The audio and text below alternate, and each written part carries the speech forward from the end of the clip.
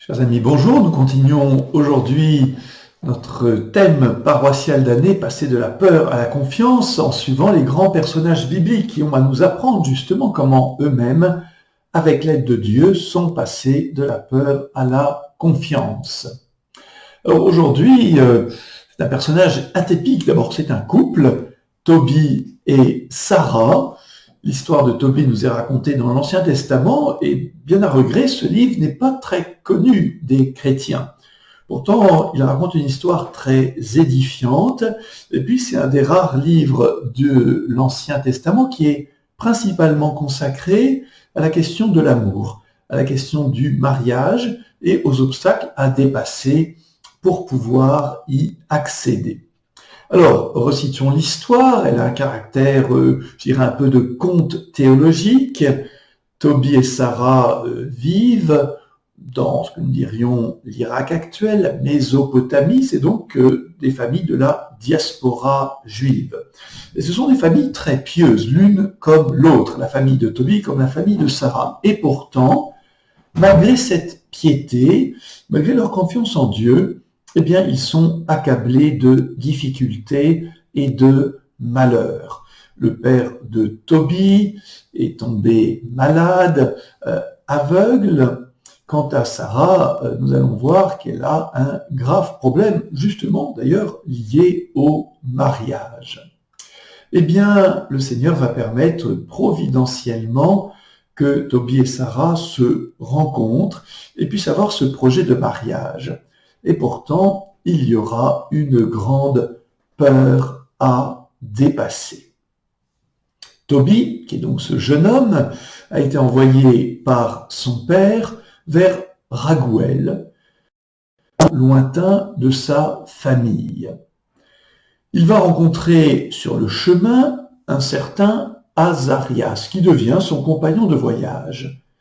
Mais en fait, Azarias n'est autre que l'archange Raphaël, sous un déguisement humain, qui a donc pris forme humaine pour guider Tobie jusqu'à Sarah, cette jeune femme qui a eu bien des déboires. Nous allons en parler dans un instant. Nous sommes au chapitre 6 du livre de Tobie et je raconte donc l'histoire. L'archange Raphaël dit à Tobie : « Nous devons loger cette nuit chez Raguel. Cet homme est ton parent et il a une fille qui s'appelle Sarah. À part elle, il n'a ni fils ni fille. Tu es le plus proche parent de Sarah. C'est à toi qu'elle revient en priorité, et tu as aussi le droit d'hériter de la fortune de son père. D'ailleurs, c'est une jeune fille intelligente, courageuse et très belle, et son père, Raguel, est un homme de bien. » Tobie répondit à Raphaël : « Azarias, mon frère, j'ai entendu dire que Sarah a déjà eu 7 maris et qu'ils sont tous morts dans leur chambre nuptiale. Ils ont succombé la nuit même où ils voulaient s'approcher et s'unir à elle. J'ai même entendu dire qu'un démon les avait tués. Voilà pourquoi j'ai peur, car je suis le fils unique de mon père, et si je venais à mourir, je causerais à mon père et à ma mère un chagrin qui les conduirait dans la tombe. » Raphaël lui répondit : « Écoute-moi bien, mon frère, ne t'inquiète pas au sujet de ce démon et prends Sarah comme épouse, car je sais que cette nuit même, elle te sera accordée. » Ce texte se trouve donc au chapitre 6, versets 11 à 16. Voilà une peur inhabituelle et en même temps bien compréhensible, puisque Sarah a mauvaise réputation. Vous voyez, elle a eu 7 maris, mais aucun n'a pu s'unir à elle, ils sont tous morts la nuit de noces. Alors évidemment, vous voyez bien que nous sommes dans une sorte de conte qui nous fait réfléchir, peut-être ici, à l'échec amoureux. Aussi, cette mauvaise réputation, maintenant qui s'attache à Sarah, Et puis, il y a bien sûr aussi cette énigme de la sexualité qui ici semble être un échec total. Bref, évidemment, Tobie, bien qu'attiré par Sarah, a bien des raisons d'avoir peur. Peur de quoi?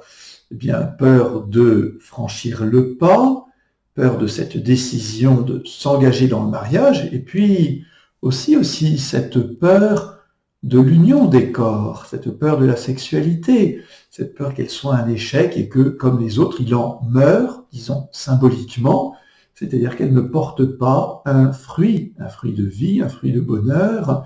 Voilà, cette peur est donc forte et puissante. Comment va-t-elle être dépassée? Eh bien, lisons la suite de cette aventure. Nous sommes maintenant au chapitre 8. Donc, Raguel, le père de Sarah, bien qu'il ait averti Tobie des déboires de sa fille, accepte, sur la demande insistante, malgré tout, de Tobie, de lui accorder sa fille en mariage. Mais la peur demeure. Et voici le récit de la nuit de noces, donc au chapitre 8. Après le repas de noces, on conduisit Tobie, le jeune homme, jusqu'à la chambre et on le fit entrer.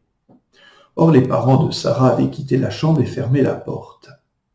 Tobie dit à Sarah, « Lève-toi, ma sœur, prions, et demandons à notre Seigneur de nous combler de sa miséricorde et de son salut. » Sarah se leva, et ils se mirent à prier ensemble pour demander le salut. Tobie commença ainsi. « Béni sois-tu, Dieu de nos pères, béni soit ton nom à jamais. Daigne nous faire miséricorde et nous mener ensemble jusqu'à un âge avancé. » Puis ils dirent d'une seule voix, « Amen, Amen », et ils se couchèrent pour la nuit. Quant à Raguel, le père de Sarah, il appela ses serviteurs et ils s'en allèrent sur son ordre creuser une tombe dans le jardin. Car, disait Raguel, si jamais Tobie mourait, nous serions l'objet de risées et de moqueries. Quand ils eurent fini de creuser, Raguel appela sa femme et lui dit « Envoie une servante voir si Tobie est encore vivant. S'il est mort, nous l'enterrerons de nuit sans que personne ne le sache. » Ils envoyèrent donc la servante avec une lampe. Elle entra et les trouva endormis ensemble. La servante sortit annoncer que Tobie était vivant et que rien de mal n'était arrivé. Alors Raguel bénit le Dieu du ciel en s'écriant « Béni sois-tu, ô Dieu, béni sois-tu dans tous les siècles. » Comment Sarah et Tobie ont-ils pu dépasser cette peur? Peur de la décision, et puis peur aussi de franchir le pas et de s'unir l'un à l'autre. Pour la décision à prendre, revenons sur ce mystérieux compagnon de voyage de Tobie, donc cet Azarias, qui en fait n'est autre que l'archange Raphaël, et qui va donc, vous l'avez compris, vous l'avez entendu, guider et conseiller Tobie. Alors me direz-vous, quand dans la vie nous avons des décisions difficiles à prendre, nous ne croyons pas avoir juste à côté de nous un archange qui nous guide. Eh bien pourtant, si, bien plus souvent que nous le pensons. D'abord, nous avons des amis chrétiens qui peuvent nous conseiller et nous guider, et si leur parole est inspirée, ils sont comme des anges pour nous. Ils nous portent la parole de Dieu. Peut-être sans le savoir, peut-être aussi en ayant été inspirés. Et puis, l'archange Raphaël, c'est aussi toutes les bonnes inspirations qui nous viennent de la part de Dieu, en particulier dans la prière. Alors c'est vrai, pas toujours de manière claire. Je fais remarquer qu'ici, Tobie ne sait pas que c'est l'archange qui lui parle, mais il écoute, il se laisse toucher par les encouragements de Raphaël, et ainsi son cœur se dispose à prendre cette décision qu'il voudrait prendre, c'est-à-dire se marier avec Sarah, mais qu'il a peur de prendre. Alors pour dépasser la sœur, frères et sœurs, laissons-nous encourager par des frères et sœurs de bons conseils. Et soyons aussi attentifs à ce que l'Esprit Saint peut nous glisser, nous faire comprendre dans notre prière personnelle, dans ce face-à-face avec le Seigneur.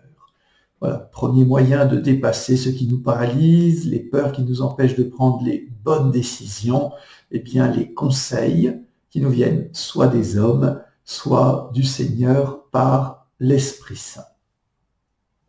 Nous voici maintenant, vous l'avez vu, dans cette chambre nuptiale, on est presque, vous pouvez dire, au pied, non pas du mur, mais au pied du lit.